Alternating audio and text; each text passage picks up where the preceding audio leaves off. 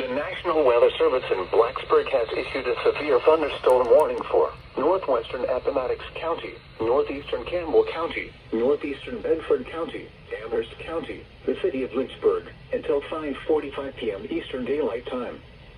At 4:49 p.m. Eastern Daylight Time, severe thunderstorms were located along a line extending from near Lowesville to near Neola to near Coleman Falls, moving southeast at 15 miles per hour.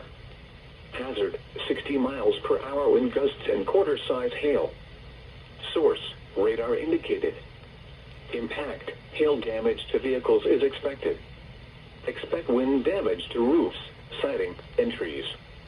Locations impacted include Lynchburg, Amherst, Fort Buffalo, Big Island, Band Creek, Concord, and Clifford.